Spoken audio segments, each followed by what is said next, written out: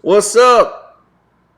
What's up, everybody in the world today? Don't forget to definitely go out and subscribe to the page. Subscribe. Just like it says in the banner. Everything below on that banner is accurate. I trust it. It's been a crazy week. We've had all type of changes. People are making moves that are not usually abundant.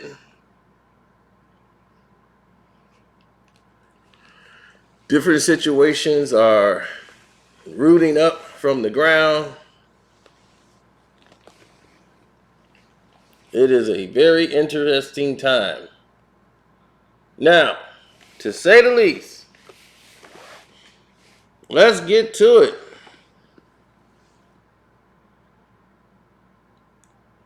A lot of you out there saw the title of the video and was ready to get upset right away. And somebody gonna be, man, you a Dr. Dre hater, man. You always hating on Dr. Dre. I'm like, no, this is not about hate. Giving someone their proper due is not hating on somebody. This is what people have to learn to grow out of. Y'all grow out of this sense of absolute. Well, if you don't say this, then you must mean that. I'm like, no, I didn't say it, so don't try to put things on me that I didn't put on myself. Now, I see the way society works. I see the way the world works. I see the way everyone wants everything to bend to their will. I'm not dumb. I'm very aware of it. All of these situations. Now, when we start to look at what people are doing as far as music in today's times, it's a little bit easier than how it was done in the 90s. You got to remember, hip hop in the 90s, it was just starting to blow. It hadn't blown up to late 90s, like after 94, 95, when Biggie and Tupac was gone. The music genre started to change and started to go to the point where it was going to be equal to or on the same level as rock. Because believe me, there was time MTV, VH1 would never show a hip hop video. Ever. So those changes didn't come to the late 90s. Now,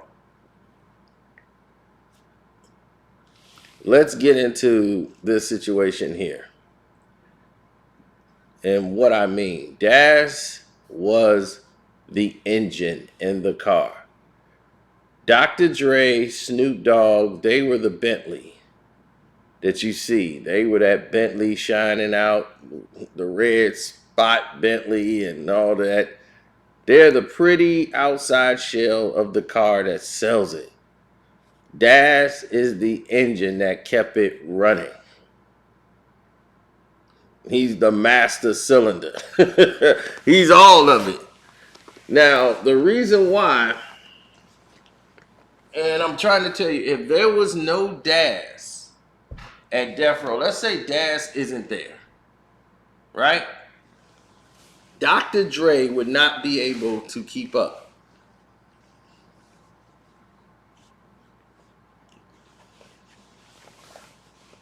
Most of the songs that you like on The Chronic, Daz created those songs.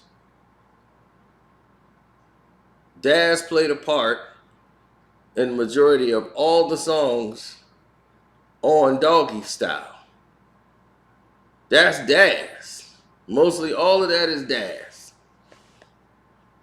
So if you look at all the songs you like and everything else, that was Daz. And that had to be done immediately. Snoop had a trial. It couldn't really go on tour to promote the album the way it should have been.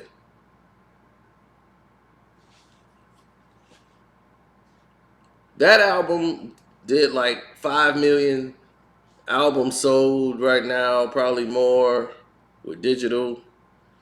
But that album was incredible. Right along with Dre's album, and it wasn't even properly done.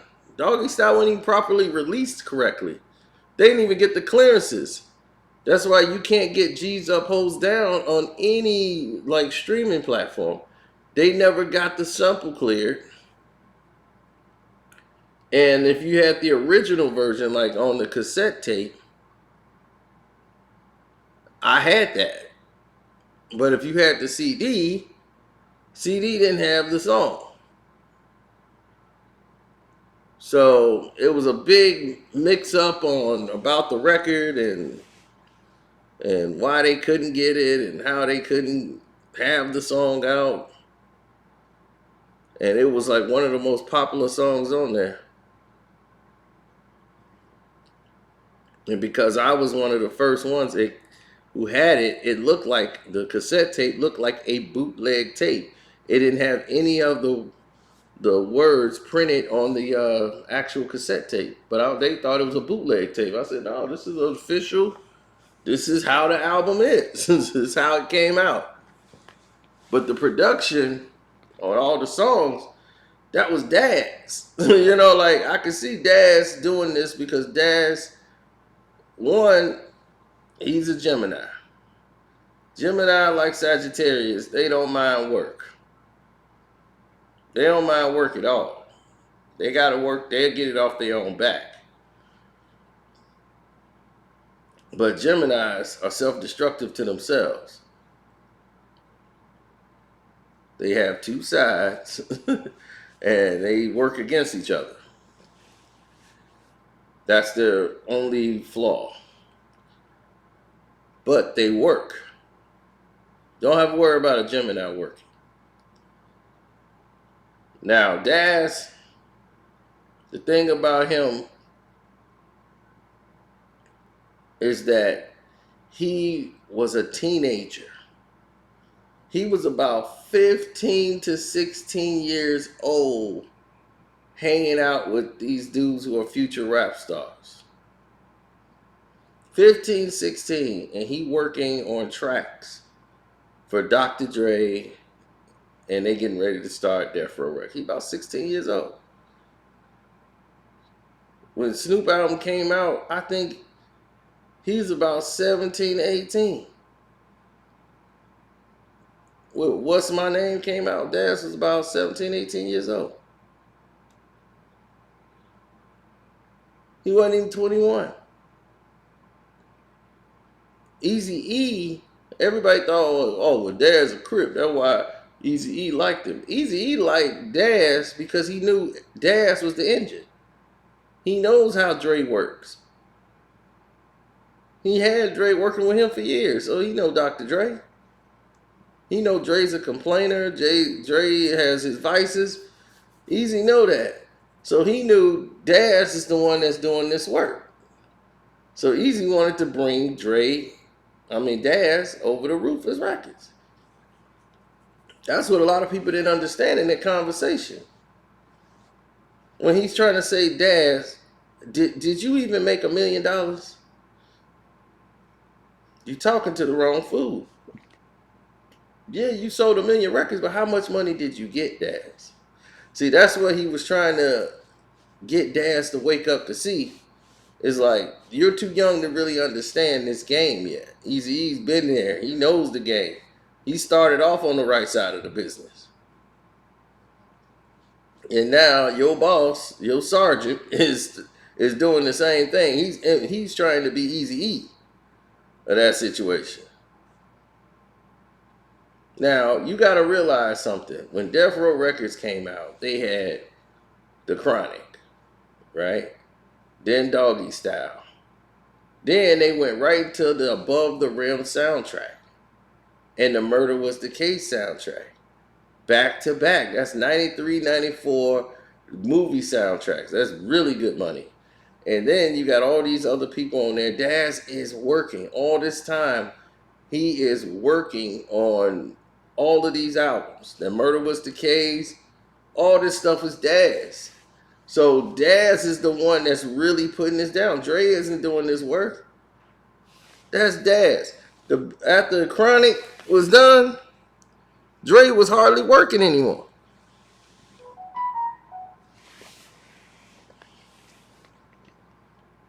Dre would work all year on a beat.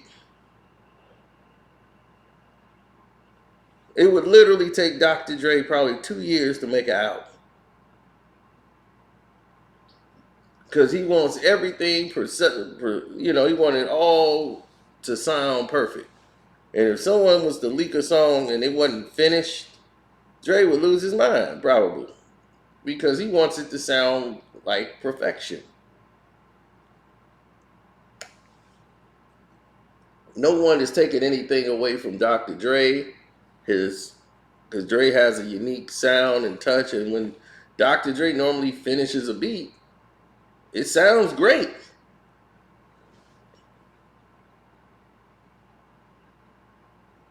But Dr. Dre is the type that has to basically collaborate with other beat makers to make the project work.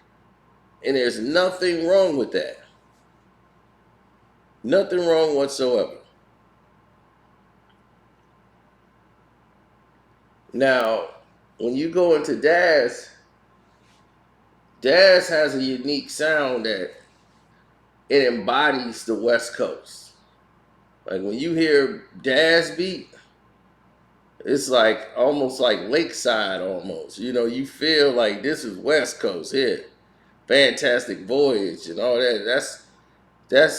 That's more Daz style. More like I'm finna ride, cruise down the block in my 6'4". Yeah, just man. I'm telling you, Streets is a Mother. Woo! Woo! That's a monster. That's the bit of that. I would put Streets Corrupt, Streets as a Mother. Oh my God. Those songs, that's probably one of the most underrated West Coast albums ever. Because to me, that's Corrupt's best album. Streets as a Mother was a monster.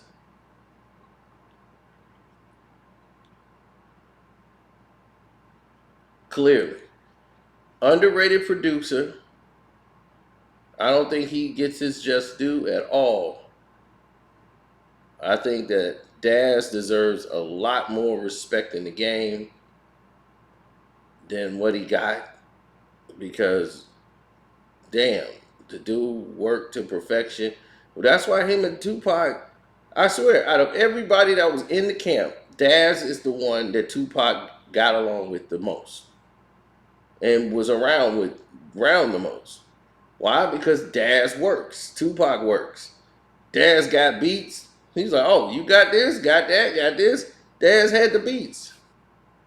Daz is ready to go. Suge Knight had no plans of dropping the Dog Pound album and putting the Dog Pound album out. After they did Murder Was the Case, they did Above the Rim and all these other songs on there, like Big Pimpin', all these other songs on there that they had worked on. They already had their album done. They had did all of this work. Daz and them already had Dog Food done.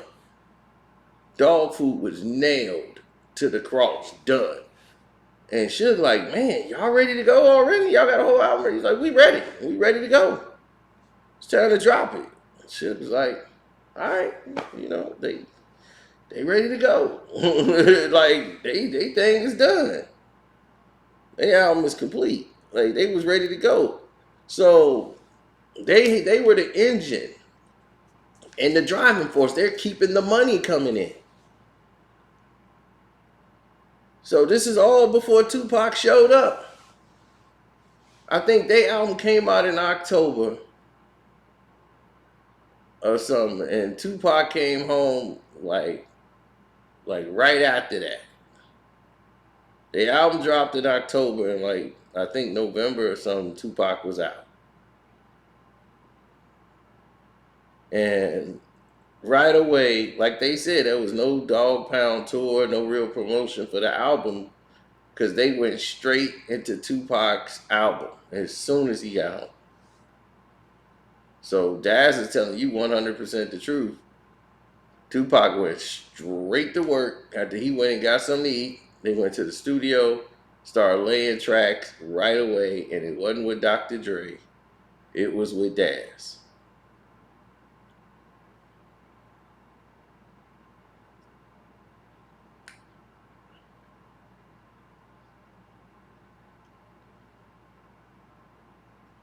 California Love, no, that's not a Daz beat. That is Dr. Dre's beat that he was working on for about a year.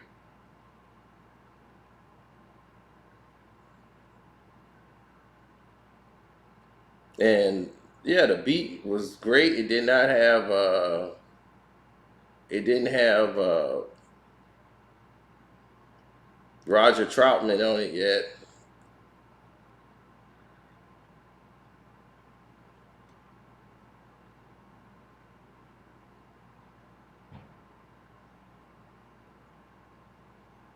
Oh man, it was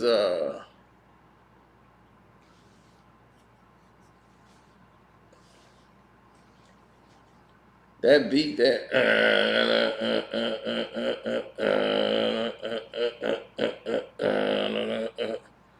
when people heard that on EPMD album, that's where Dre first heard it. And he was, man, that sample is crazy. I gotta have that. When they did that knick knack patty whack, give a dog a bone. It had that East Coast feel to it.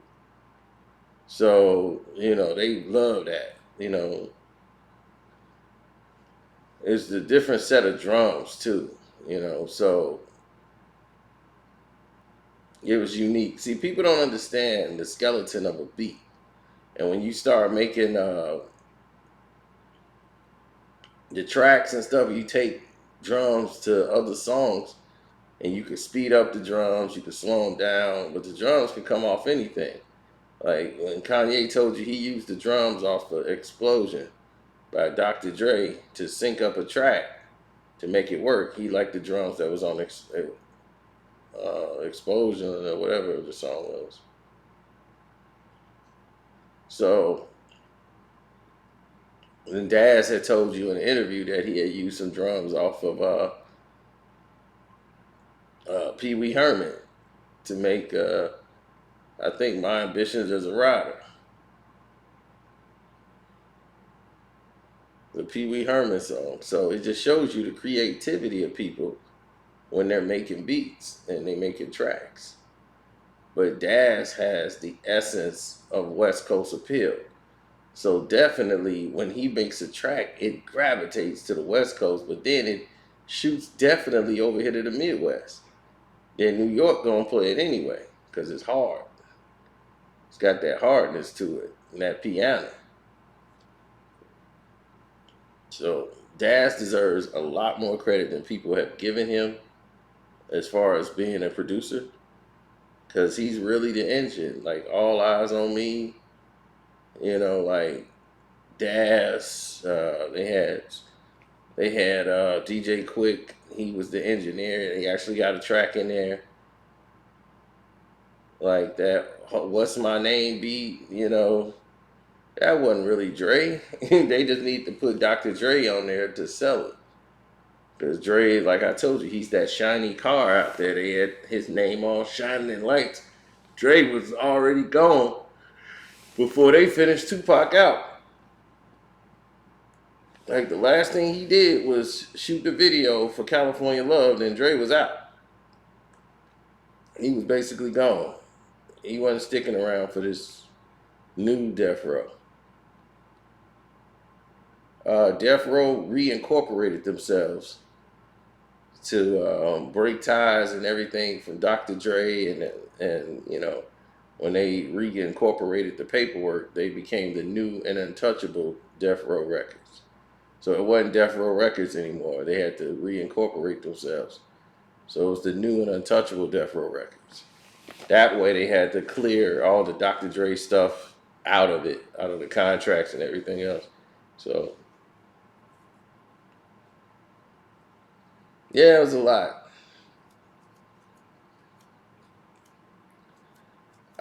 Tupac, was he gonna leave Death Row Records?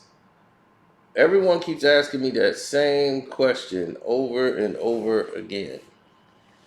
Um, Tupac's plan when he came to Death Row wasn't to stay at Death Row Records. He didn't even want to sign a long term deal. He basically was looking to get bailed out, get a loan. Okay, well, you got me out. I'm going to join the family so we can ride out or make these albums, but I want to do my own thing. That was his thing.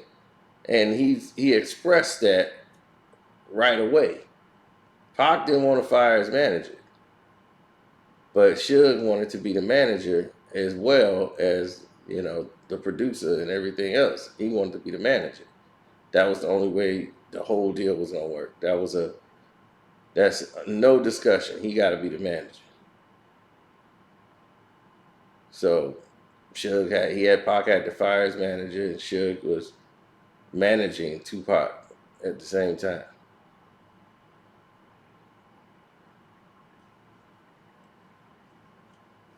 Now, Pac had promised him 3 albums, and then they'll be square, and then he was gonna do his thing. So Pac was in there working to complete the albums and give Suge his albums. And me, All Eyes on Me was a double CD, and he's like, all right, well that counts for 2, and I'm gonna give you another album, and then I'm gonna go ahead and get my label, and we done. But Pac didn't realize all the stuff he thought he was getting for free, he was being charged for.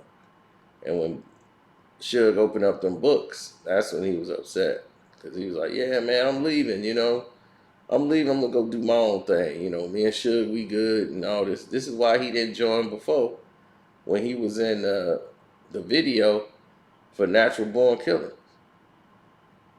And he paid him for the feature. He paid him for a song, 2 songs that he did on Above the Rim. One of the songs I don't even think they used. It was on the bonus side of the CD. And it was Pain.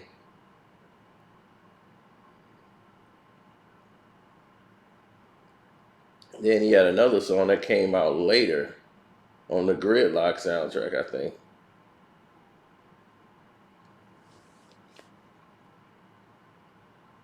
Life is hard when you're living like a G.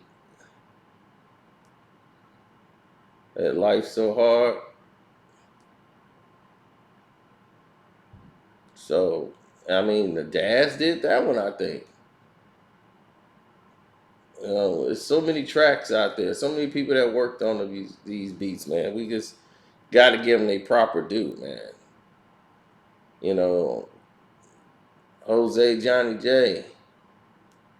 Another one, another great producer that did a lot of work. It's a lot of people that go, a lot of things that go into making tracks. It's a lot of people that go out and they can go out and get the records. Like they know the sound that you're looking for, and they know the right records to get for you to. That, believe me, that's like 78% of the process. Right there is having the right records and somebody who know how to get the right records. Because believe me, that process of going through records to try to find a song on an album and flipping and trying to find a certain piece, that process is nothing you want to see. It is meticulous, it is long, and you got to really love what you're doing, and with no distractions. So to have the success that they were doing, man, it's crazy. Oh, I still play Oh No by Dan. Oh no! Well, I'm gonna get killed tonight, tripping on you the way I feel tonight. So you better back your good. Oh no!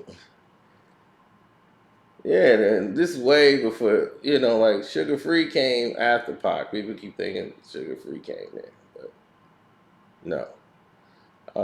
But back to your Tupac question.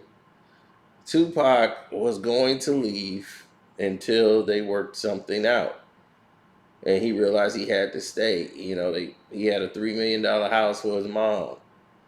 You know, he had like 3 million in debt. Basically, he had the house for his mom.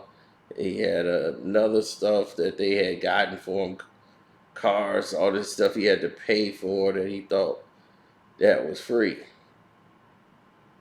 So Tupac was going to be in charge of One Nation. The One Nation project and all that, the One Nation album and Death Row East was going to be the personification of that.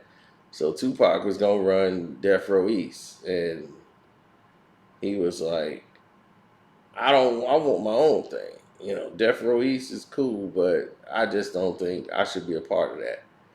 Like, the East Coast ain't going to vibe with me running Death Row East. It ain't gonna look right. And Eric B was supposed to be in charge of it, and this was gonna help Death Row's image on the East Coast by help putting East Coast artists on and putting them on Death Row East. And the One Nation album was supposed to bring that, that camaraderie together, just cutting out all the people from Bad Boy, just getting all the other people in New York who was basically sick of the Bad Boy movement and put them all together, and eventually the people would change and turn and go against Bad Boy and all that.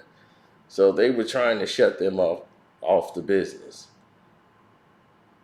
So it's like playing the game of Risk.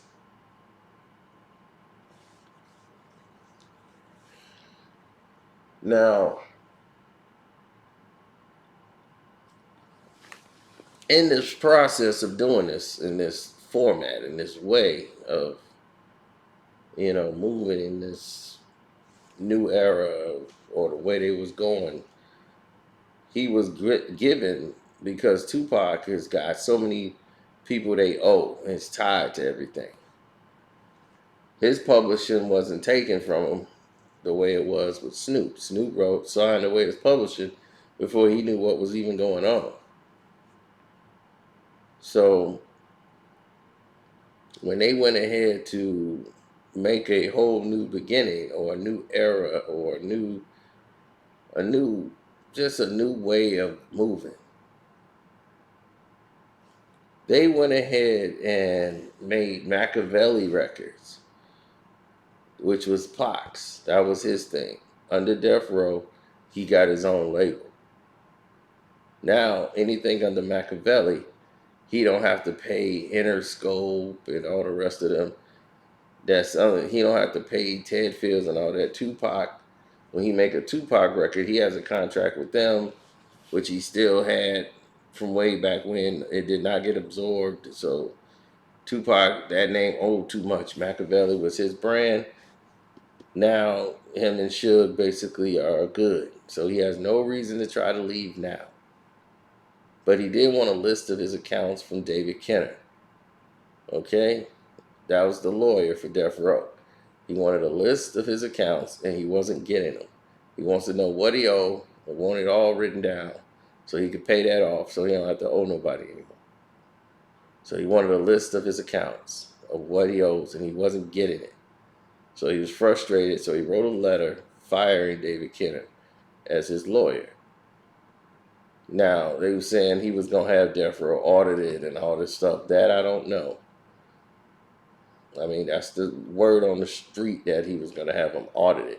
But one thing he didn't want was David Kenner to be his lawyer anymore, because he did not provide the information that he wanted. He wanted the list of accounts. And he wasn't getting it from David Kenner. Now,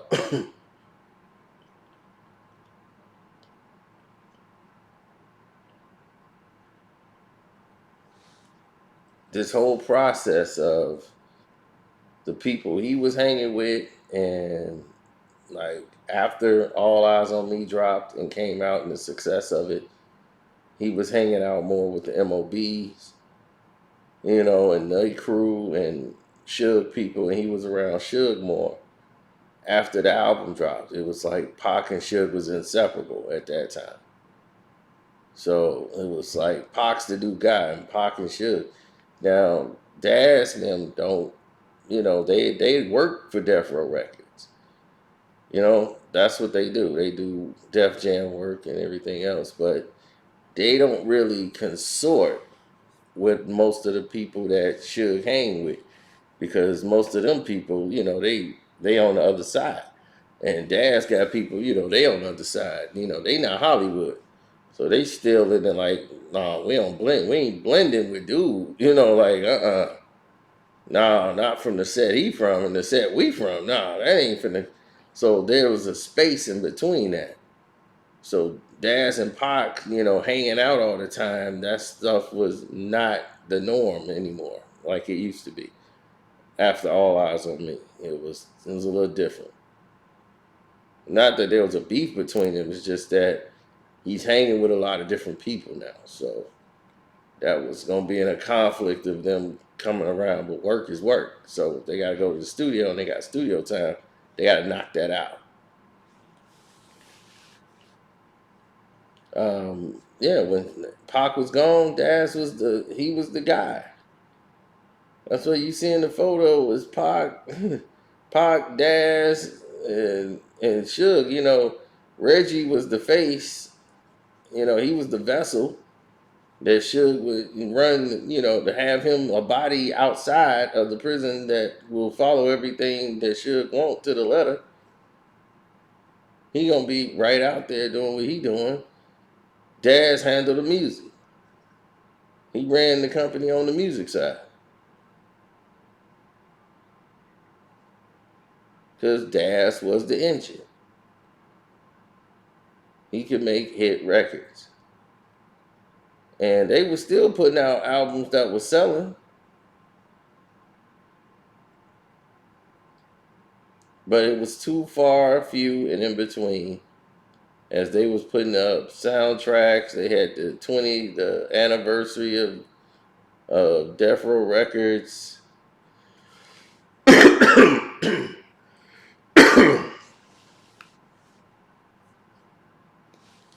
They had the gang related soundtrack.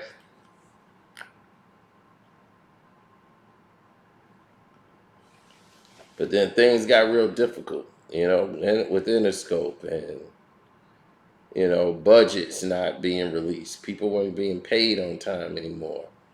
Uh, Daz put out an album, they didn't even promote that. Revenge, Retaliation, and Get Back. They ain't even put that out anymore. Like, it was just in the stores with no promotion.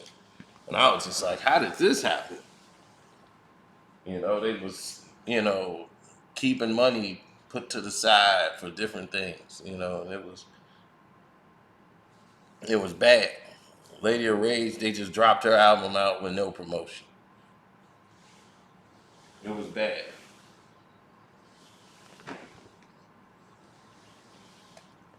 Don't forget to like the video, subscribe to the page.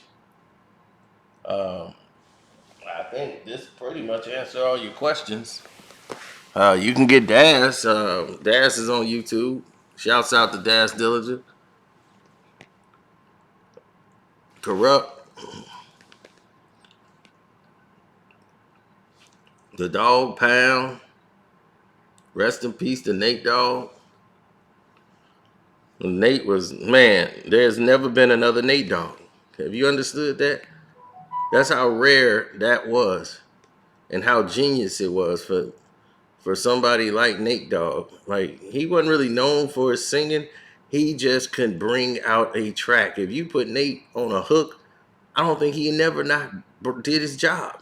He made a whole career just making hooks. He's like, look, I'm just go around and make hooks for people and get paid. Because it's going to take off. No matter what style you did on the record, he could make a hook for your record. And it fits to perfection.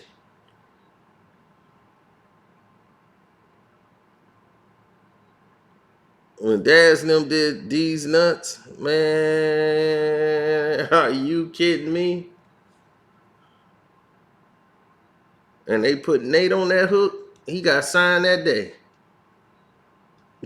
Because Dr. Dre didn't want to sign Nate Dogg.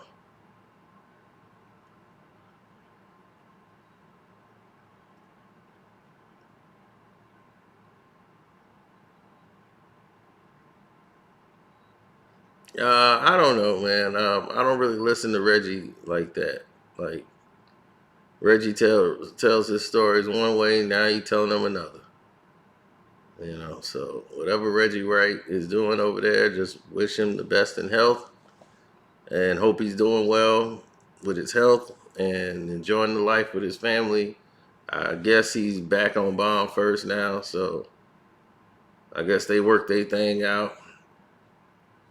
So more power to them, whatever they doing.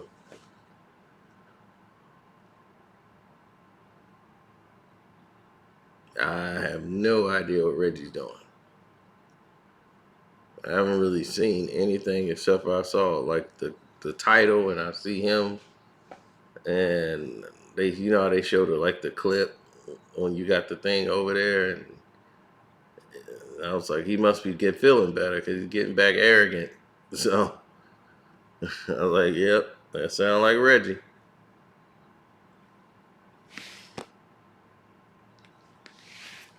So anyway, love, peace, and hair grease. I'm out. It's your boy Carcino. We'll talk later. Don't forget, you can super thanks. Hit the super chat button. All of that is on here. Appreciate all the love and support from all you guys.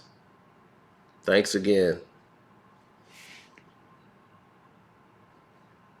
Don't forget, show these guys respect, man. That made all these classic songs for you.